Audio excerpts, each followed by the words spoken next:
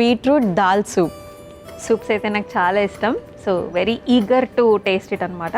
So దానికి కావాల్సిన పదార్థాలని తీసుకొచ్చేస్తావా? తీసుకొచ్చేస్తాను అమూల్య. ఓకే, ఇంగ్రీడియంట్స్ తెచ్చేసాను అమూల్య.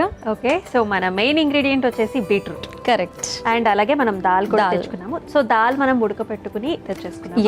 ఎస్. ఓకే, ఇంకా మనకి ఉల్లిపాయలు, మనకి ఇంకా మిగతావన్నీ కూడా సూప్కి కావాల్సిన పదార్థాలు. కరెక్ట్. మరి ప్రాసెస్ స్టార్ట్ చేద్దామా? స్టార్ట్ చేసేద్దాము. స్టవ్ వెలిగించేయండి. అలాగే.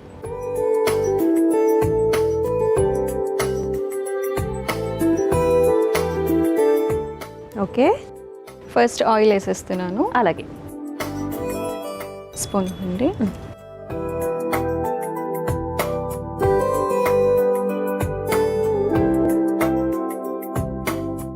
సో మనం ఫైబ్రాయిడ్స్ గురించి మనకి వాళ్ళ టాపిక్. కరెక్ట్. ఈ ఫైబ్రాయిడ్స్ అనేది అసలు ఏ ఏజ్ గ్రూప్కి వస్తుంది? ఎస్. సో మోస్ట్లీ 30 నుంచి 50 ఏజ్ గ్రూప్ మధ్యలో మనకి ఉమెన్కి చూస్తాం అనమాట.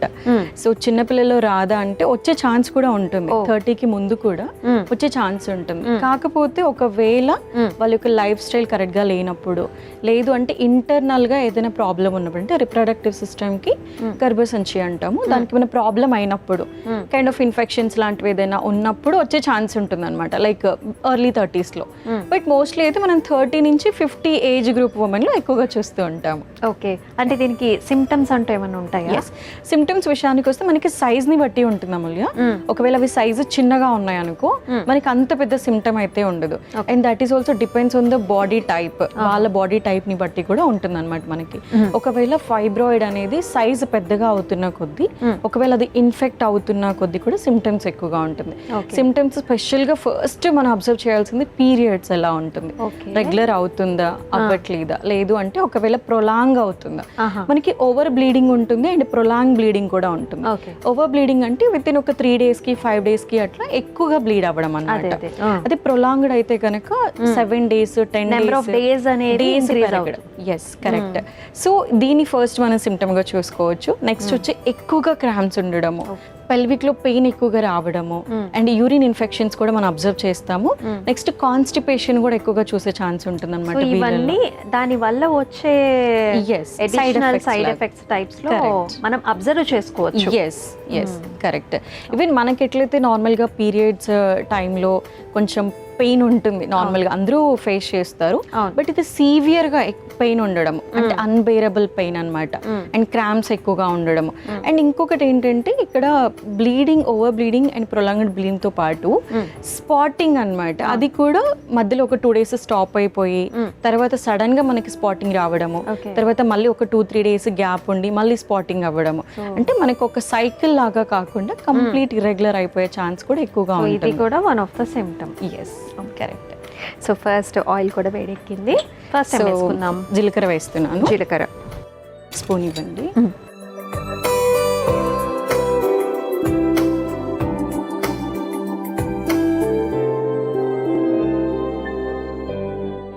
నెక్స్ట్ ఆనియన్స్ వేస్తున్నాను. అలాగే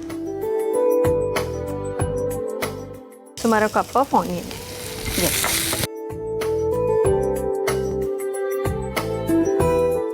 అండ్ గార్లిక్ కూడా మనం ఆయిల్లోనే కొంచెం ఫ్రై చేసేస్తాము. అలాగే వెల్లుల్లిపాయలు.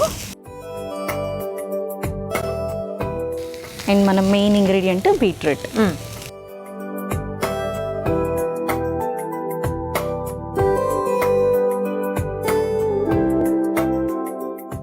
అండ్ బీట్రూట్ వచ్చేసి చాలా మంది ఏబీసీ జ్యూస్లో తీసుకుంటూ ఉంటారు. సో బీట్రూట్ ని రాగా మనం కన్స్యూమ్ చేయొచ్చా? ఎస్, తీసుకోవచ్చు, ప్రాబ్లం ఉండదు. స్పెషల్లీ బీట్రూట్ అనేది రాగా తీసుకుంటేనే ఫైబర్ ఎక్కువగా మనకు వచ్చే ఛాన్స్ ఉంటుంది అనమాట. అది మనం కుక్ చేసాము అంటే దాంట్లో కార్బోహైడ్రేట్స్ అనేది ఇంప్రూవ్ అయిపోతాయి, అంటే ఎక్కువ అయిపోతాయి. సో దాని ద్వారా మనకి మళ్ళీ అగైన్ షుగర్ స్పైక్ అయ్యే ఛాన్స్ ఉంటుంది అనమాట. యూజువల్ గా ఎవరైనా సాలడ్ లాగా మోస్ట్లీ బీట్రూట్ ఒకవేళ ఇస్తున్నాము అంటే సాలడ్ లాగా, లేదు అంటే జ్యూస్ లాగా తీసుకోవచ్చు. బట్ జ్యూస్ కూడా చాలా మంది ఏం చేస్తారంటే పల్ప్ అంతా కూడా స్ట్రెయిన్ చేసేస్తారు, వడగట్టేసి ఓన్లీ జ్యూస్ మాత్రమే తీసుకుంటారు. దానికంటే కూడా అలాంగ్ విత్ ఏదైతే పల్ప్ ఉంటుంది కదా, పల్పుతో పాటు తీసుకుంటే ఇంకా మంచిది.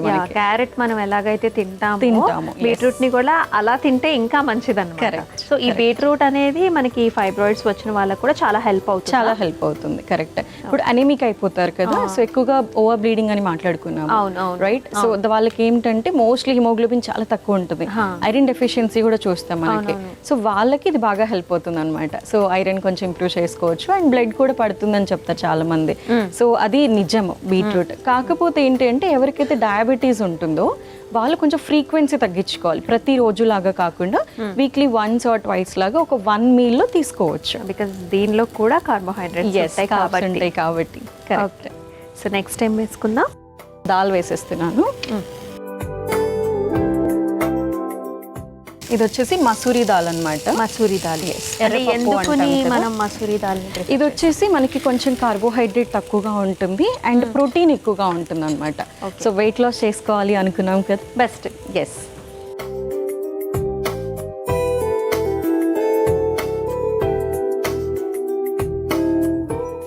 ఓకే, నెక్స్ట్ ప్రాసెస్ ఏంటి? సో నెక్స్ట్ కొంచెం వాటర్ వేసేసి మనం దాన్ని మంచిగా ఉడకబెట్టేద్దాము. సో స్మూతీ లాగా మనం కొంచెం బ్లెండ్ చేసేద్దాము. పైన కొంచెం మనం పెప్పర్ పౌడర్ చల్లేసుకొని ఇప్పుడైతే వాటర్ పోసుకుందామా? సో సూప్ కి తగ్గట్టుగా వాటర్ పోసేసుకోవచ్చా లేకపోతే కొంచెమే వాటర్ పోయమంటావా? మనకు అది మన ఇష్టం అన్నమాట. కొంతమందికి సూప్ కొంచెం లిక్విడ్ గా ఉంటేనే నచ్చుతుంది, కొంతమందికి క్రీమీగా ఉంటే నచ్చుతుంది, రైట్? సో ఎవరి యొక్క ప్రిఫరెన్స్ ప్రకారంగా వాటర్ మనం అంత వేసుకోవచ్చు. ఓకే.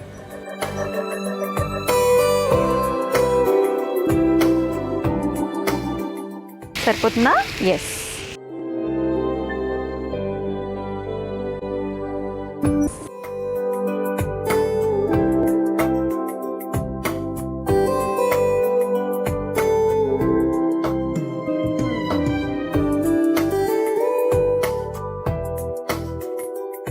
ఓకే.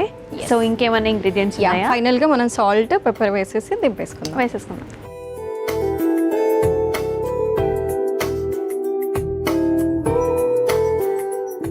సాల్ట్ పల్పీగానే ఉండాలనుకున్నట్టుగానే మనం చక్కగా మ్యాష్ చేసుకున్నాం. కరెక్ట్. సో కొంతమందికి బీట్రూట్ అవి ముక్కలు కొంచెం తగులుతుంటేనే బాగుంటుంది అనమాట, అందుకని చెప్పి అని. సో ఫైనల్ గా మనకి మిరియాల పొడి వేసి, మిరియాల పొడి అది పడాల్సిందే. వెల్లుల్లిపాయ వేసుకున్నాం, మిరియాల పొడి వేసుకున్నాము. కరెక్ట్. ఆ ఘాటు అనేది కొంచెం చాలా బాగుంటుంది. ఎస్. ఫైనల్ గా మనం కొత్తిమీర వేసేస్తున్నాము. అలాగే కొత్తిమీర సువాసన కలగాల్సిందే. ఎస్. సో అయిపోయినట్టేనా ఏమన్నా? అయిపోయింది Amulya. Okay. So stove off చేసేస్తున్నాను. ఓకే, సర్వ్ చేసేద్దాము. ఓకే.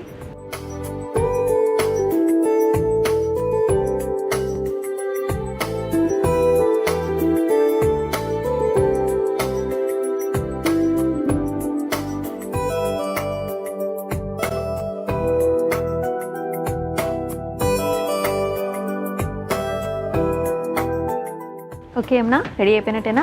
ఎస్, రెడీ అయిపోయింది Amulya. Beetroot dal soup ready అయిపోయింది. ఓకే, బీట్రూట్ దాల్ సూప్ అయితే రెడీ అయిపోయిందండి. మరి దానికి కావాల్సిన పదార్థాలు అలాగే తయారీ విధానం మరొకసారి మీకోసం. బీట్రూట్ దాల్ సూప్కి కావాల్సిన పదార్థాలు: నూనె, జీలకర్ర, వెల్లుల్లి రెబ్బలు, ఎర్ర కందిపప్పు, బీట్రూట్, ఉప్పు, మిరియాల పొడి, కొత్తిమీర. బీట్రూట్ దాల్ సూప్ తయారు చేసుకునే విధానం: ముందుగా స్టవ్ ఆన్ చేసి పాన్లో నూనె పోసి వేడైన తర్వాత అందులో జీలకర్ర, ఉల్లిపాయ ముక్కలు, వెల్లుల్లి రెబ్బలు, బీట్రూట్ ముక్కలు వేసి మగ్గించుకోవాలి. తర్వాత అందులో ఉడికించుకున్న ఎర్ర కందిపప్పు, నీళ్లు పోసి బాగా ఉడికించుకోవాలి. తర్వాత స్మాషర్తో మెత్తగా మెదుపుకొని అందులో సరిపడా ఉప్పు, మిరియాల పొడి, కొత్తిమీర వేసి కలిపి సర్వింగ్ బౌల్లోకి తీసుకొని సర్వ్ చేసుకుంటే బీట్రూట్ దాల్ సూప్ రెడీ.